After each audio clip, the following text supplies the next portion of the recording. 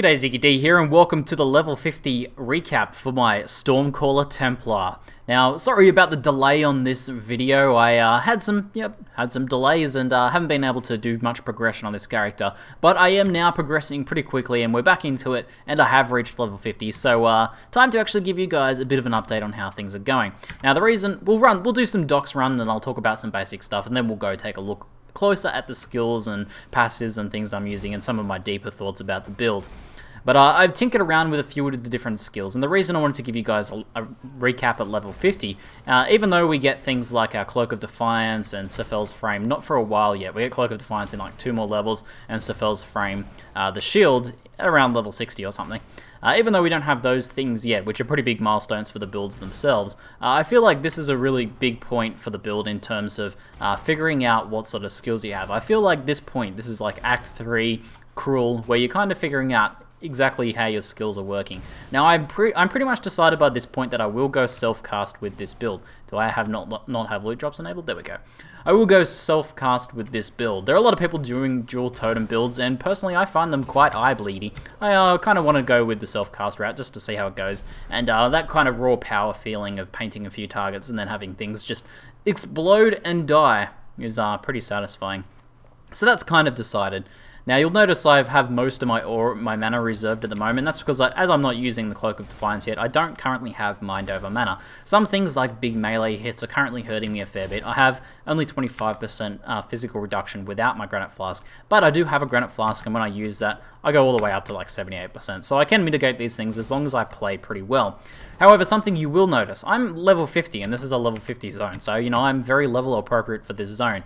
And yet, I just absolutely destroy things in here. I do so much damage. Storm Call scales insanely well when you're stacking a lot of like chance to shock and things like that. Currently, you'll notice I'm also elemental proliferating things. I've actually switched out faster casting on Storm Call for elemental proliferation instead. This is something I did pretty recently, and as I said, this is kind of level 50 as a milestone where you start to discover these little things that click together, and you're like, hold on, maybe elemental proliferation is actually really good on Storm Call, even better than faster casting. So I actually have some reduced cast speed at the moment because I'm still using Dodre's Tenor here, which gives me 20% reduced cast speed. So I actually only get 3 targets in before it explodes. However, even with that reduced cast speed, so 4 is the default, without any cast speed changes you get 4. Even without any increased cast speed there, and the ability to only patent 3, I'm still destroying things because the first hit, you know, it has a pretty good chance to shock, and if that shocks, even if it's only a short duration shock, the second hit does extra damage from that first shock. And then you can basically stack up those shock chances really, really quickly with that, and it just works really well. And then, you know, anything that didn't die first or is on the outside sort of your AoE radius there of that gets proliferated and gets destroyed. Now let's talk a bit about this totem. You guys saw the Arc Totem last time. This is still the same thing, elemental proliferation on the spell totem there. And it is, you know, it's a good way to proliferate things, especially when you combine it with the curse. However, I'm a little bit undecided at the moment how necessary this totem is. Now that I've started playing around with elemental proliferation on Storm Call itself, I'm finding that it's super effective because of how potent the shock stacks are. They last a very long time, especially once you get to that 3rd shock stack. Everything's shocked for a huge amount of time, and it works extremely well in parties too. I'm starting to get the sense that this is going to be a very strong party-based build, whereas my EK Scion, personally, I feel does better solo because the damage potential is a little bit lower than other builds. Damage potential for this build is going to be very high, and also the fact that we're proliferating very powerful shock stacks is going to help everyone as a force multiplier, you know, multiply their damage out by quite a bit.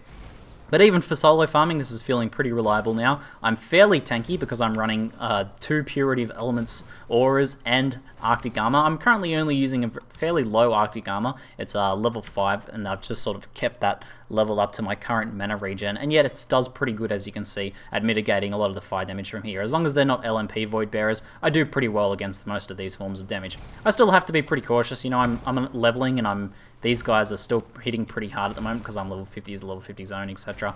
But it's feeling very reliable, and I'm getting pretty excited for this build. Now, the EK Scion turned out really, really powerful, but I did start to notice, you know, that there's maybe some extra things we can do.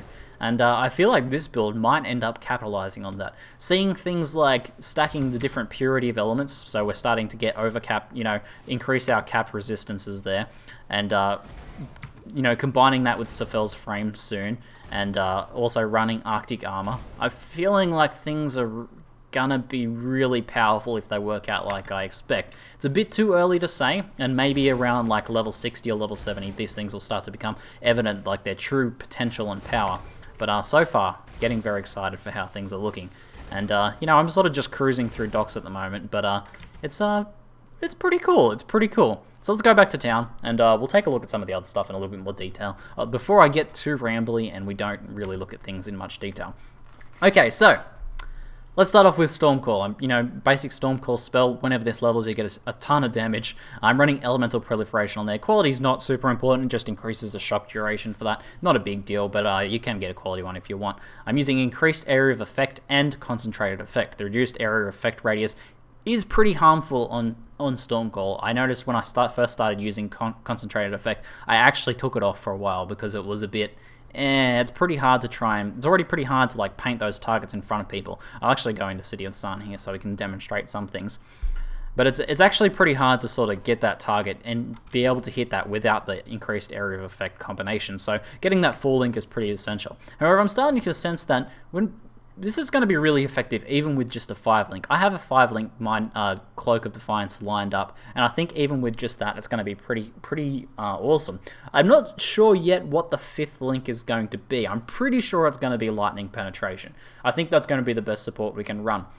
Now, you're saying, I'm leaving off faster casting. Let's actually talk about this, because this is actually a pretty big thing that sort of started to click about the build for me now. We don't actually need that much cast speed. We just need to hit a breakpoint. So by default, as I said before, you get 4 targets in before it goes off. I should be able to actually show this here. 1, 2, 3, 4. It goes off. So that's without the cast speed reduction. I'll put the cast speed reduction back on there, and you can see I only get 3 now before it goes off. But let's chuck these guys back on so I don't actually end up dying in here. And there we go, there's my 3 auras at the moment.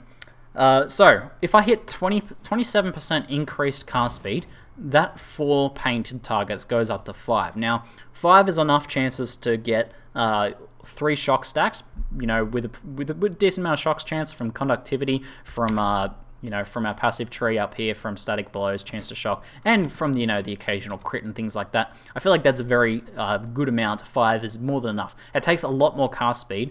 It's like 50 or something to get an extra stack in there before they actually go off. So having those just 5 train all at once, I think, is enough. Now, I've done the math, and from the passive tree alone in this build, my current build setup, which I will link in the description below, I'll get 24% cast speed from the tree. Now, that means I only need to get 3% increased cast speed from my gear. That's incredibly easy to do. Look, I've got 5% on this ring just here, and this is just a dodgy leveling ring here. Very easy to get that amount of increased cast speed.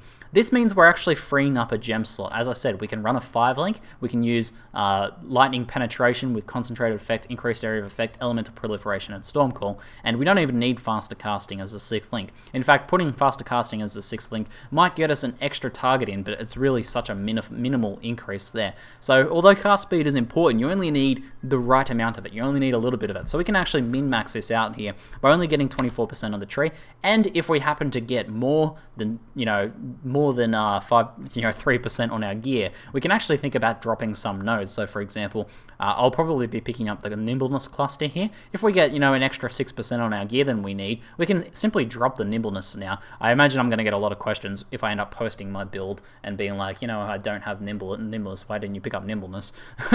That'll be the reason why, because we can min-max this out to get the exact amount of cast speed we need to get that extra target in.